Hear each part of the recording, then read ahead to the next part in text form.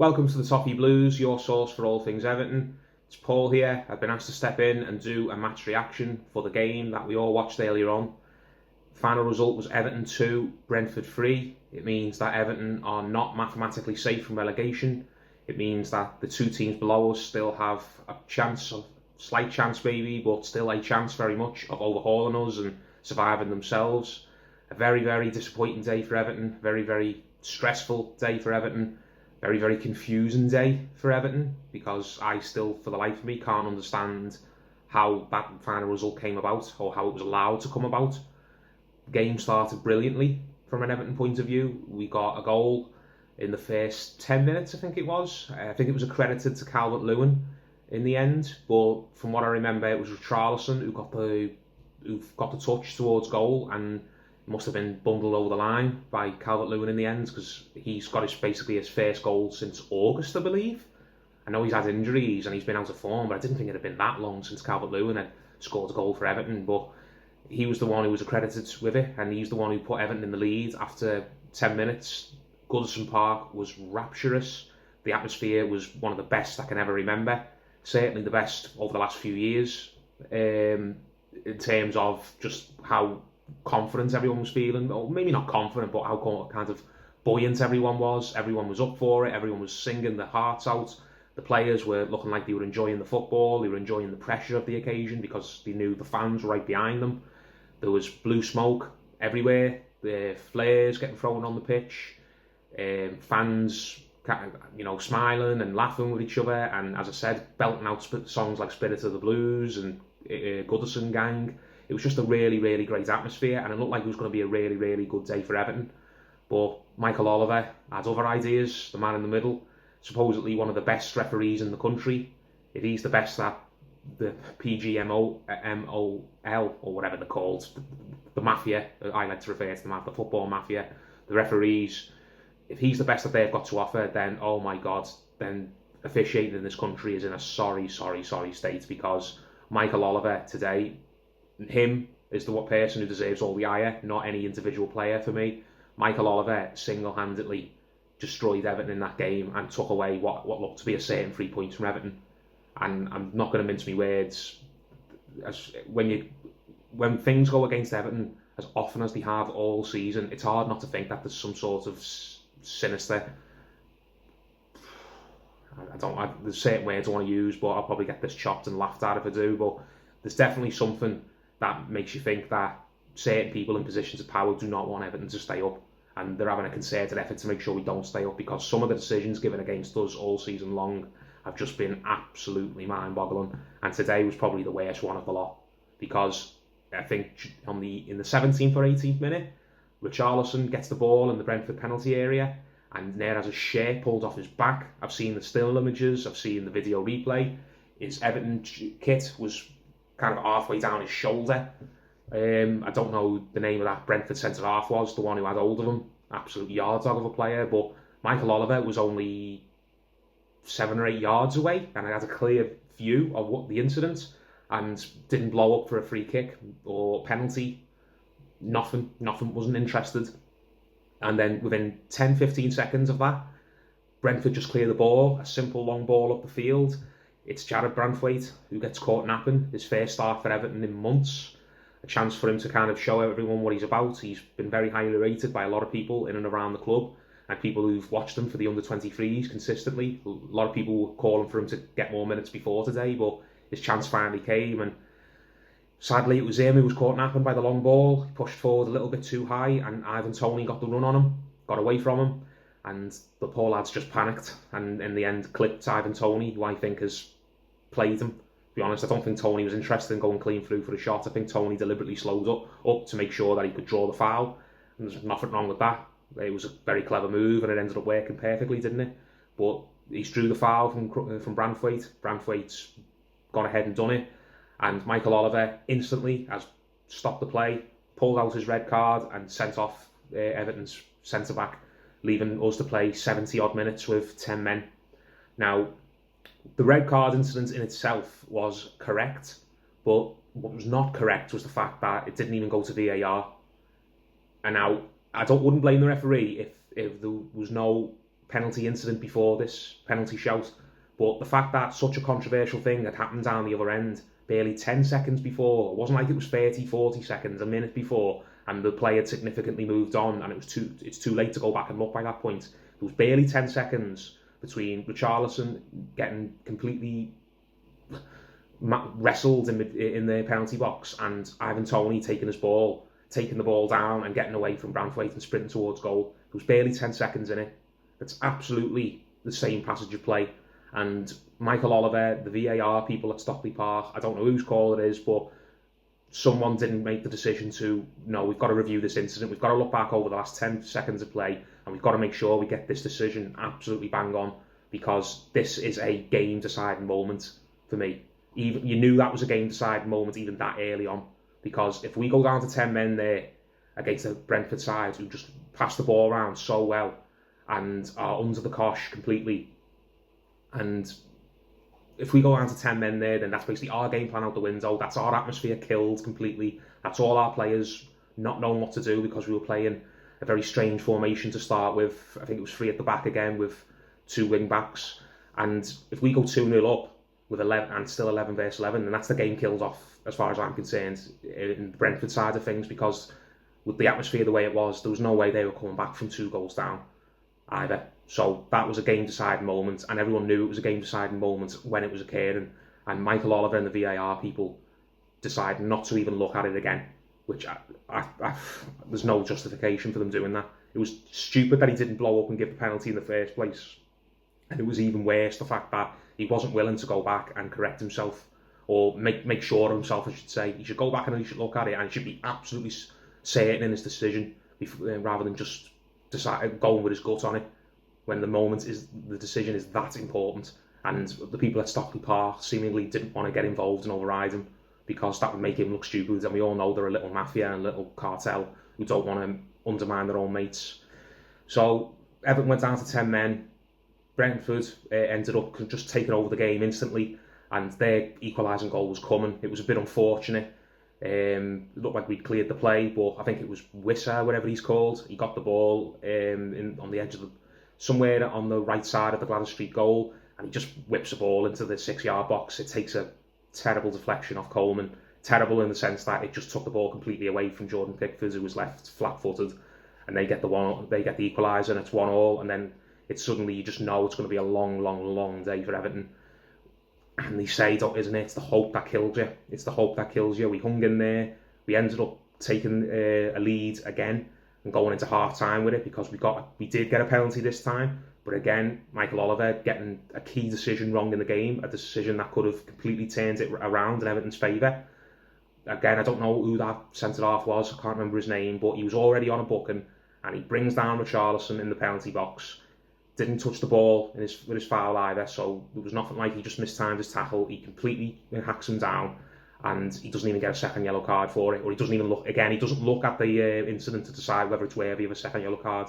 He just decides, no, I've made a decision on the spot, and I'm sticking with it, and I'm willing to accept any consequences that come later, which we know there will not be any consequences. We'll just get a written apology at best. So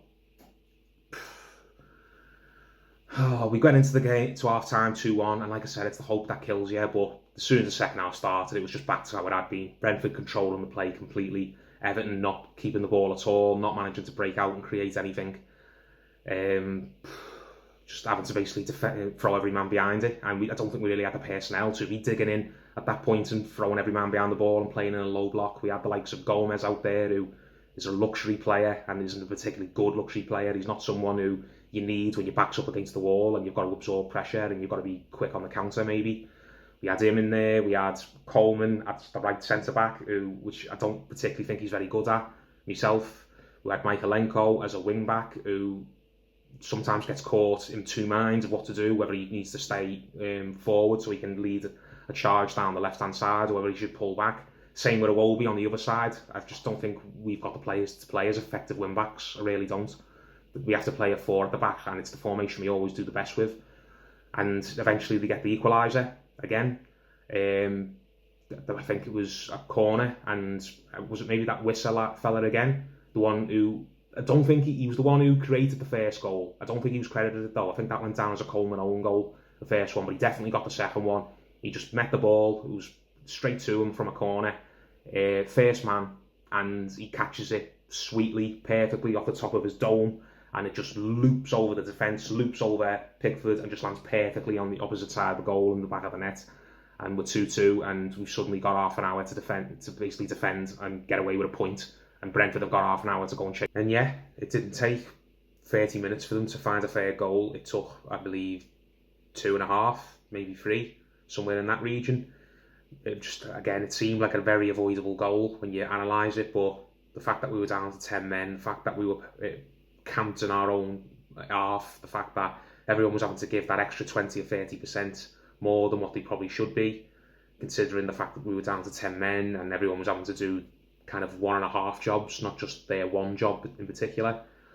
It's just very easy for fatigue to creep in, isn't it? Or for people to switch off for a couple of seconds, and when you do that in the Premier League, 9 times out of 10 you're going to get punished for it, and that's what happened. It was just a cross into the box, and at the far post, not sure who it was for them, but he rose highest and got a sweet connection with his head and just put it again into the far corner. Pickford was stranded, nothing he could do. Whoever was marking him, I think it was Coleman or Gordon, those two were the two that were closest to the goal scorer. I think it was Henry, I think that's his name for Brentford, whatever. One of those two should have picked him up and maybe got up there to challenge him. But fact of the matter is, it was a really good ball into him. It was even better header. He puts Brentford in the lead, and by then the game's slipping away from us at a rapid pace, isn't it? Everton, the players that were left on the field, I don't want to go into them too badly because I don't think they did an awful lot wrong, and they did push for an equaliser. I didn't get the sense that they'd just given up. Like, everyone was still trying their hardest, but there was only so much they could do. Their back line and their goalkeeper didn't have much to stress about in the final 25-30 minutes, whatever it was, that they had to see out. I don't remember their goalkeeper making a save. I think the only kind of close moment that we had was when I think it might have been Michaelenko fired a cross in, and Calvert-Lewin was just a couple of feet short from getting a connection that would have steered it in. Shame, but other than that, I don't really think we got close to them. I don't remember their defenders or their goalkeeper really panicking at all or looking all that stressed. All they had to do was just knock the ball around effectively, not make any mistakes, and just let Everton huff and puff and tire ourselves out, which is what we did in the end. Can't not touch upon what happened a few minutes from time. I don't want to say his name because I can't stand the fella. It really makes me sad and peed off to think that this player is at Everton Football Club getting a wage from us. He's a Venezuelan striker and he's got our number 33. He comes on, I think in the 84th, Frank just decides to completely go for broke and just throw on all the offensive players he's got, just forgets about formations and structure because there's nothing to lose, just throw everyone up what we can and just long ball it and hope that we get someone up there to win a good header and a flick on, or we get a lucky bounce so we can somehow just steer equaliser home. This fella is on the pitch not even 5 minutes and he goes and makes an absolutely stupid, dangerous and moronic I imagine everyone's seen it. He gets himself a straight red card. There was no controversy about this. Michael Oliver was absolutely right to send him off. And it's mind-boggling again how a player could be that stupid. I get that he was maybe the defence for him, if anyone's going to bother, is going to say, oh, well, he was just enthusiastic, he was too pumped up, he wanted to help the team. I'm sorry, that doesn't wash with me. The fella is a joke. He's got 1 goal in the league all season, and he's had a lot of minutes as well. I was really annoyed when we signed him, or disheartened more like, because I know we didn't have many options in the summer. But when we let the former manager, that big fat slob Rafa Benitez, bring in this fella, one of his scruffy old loyalists from his other previous clubs, and gave him a 2-year deal, it just really didn't sit right with me, and it's never sat right with me. And just because we've been on a good little upturn of form recently, it seems like everyone's just kind of, not just with this player in particular, but it seems like a lot of other players who've been letting us down all season have suddenly got off the hook and are getting treated like heroes. No, today was a cold bucket of water over the fans who were maybe forgetting about some of the problems we've got off the pitch and some of the problems we've got with personnel. Even if we do end up surviving, these footballers, barring 3 or 4 of them maybe, these footballers in our squad have disgraced the shirt all season long, and they should not be here a second longer than they need to be. And it's a disgrace that they've even been allowed to stay here this long. And this fella's one of them. He's not the only one, but today, doing what he did means he's unavailable for the last 2 games where we might need him if we're chasing a goal late on in the game and we just need to throw everyone up top that we have. It was a really dangerous challenge. He could have really hurt the Brentford lads, and as much as I'm annoyed over what happened today with the referee and things, I wasn't wanting to see any of our players go and injure any of theirs. It wasn't any Brentford players' fault that we're in the situation we're in, and it's not the Brentford players or their managers or their supporters' fault that the referee went out of his way to screw us over today, it feels like. So he's on the pitch barely 5 minutes and he gets a straight red, and that should be the absolute end of his Everton career. He's got a year left on his deal, but he should never wear the Everton shirt ever again. And there's a few others who should never wear the Everton shirt ever again. But with this lad, after he's gone and done that, if it was up to me, I'd clear his locker out tonight and tell him not to turn up and tell his agent to get him a move in the summer to anyone, anywhere. Otherwise, he's just going to be getting the assay treatment because he deserves it. Don't care that he's a nice fella and he's got a big smile and he goes on online chats and he says that he's going to give it his best and he's all heart and things like that. He's awful, he's dangerous, and he's absolutely stupid doing what he's done today. Putting the game behind us, all we've got to do is, I know it's hard, but we can't just feel sorry for ourselves too much. We've got to go into the Crystal Palace game on Thursday and we've got to win it. We've got to. I know mathematically we could stay up even if we lost the last 2 games, but we can't assume anything. We can't assume Leeds are going to not win against Brentford in their final game next week. We can't assume that Burnley are going to lose their final 2 games against Aston Villa and Newcastle.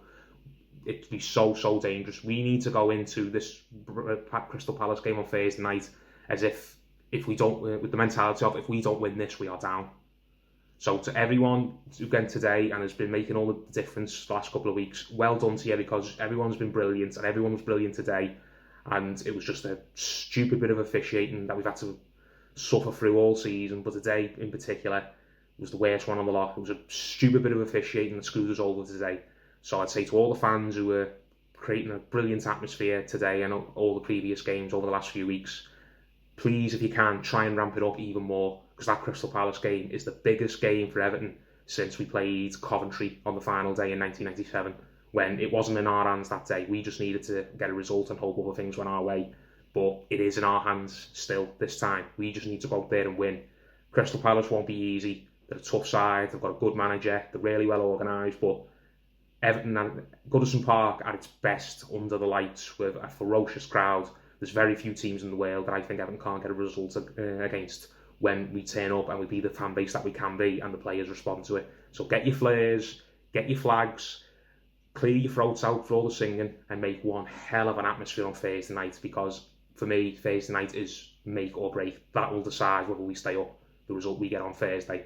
So come on, Everton, it's not over, it's in our hands. I know we're annoyed, I know we're upset, we can't do anything the easy way, and it feels like just people are out to get us at times, and I don't blame you for feeling that way, but come on, let's do this, let's get the result on Thursday, and then we can have a gripe and a debate and whatever when the season's finished and we've got safety confirmed.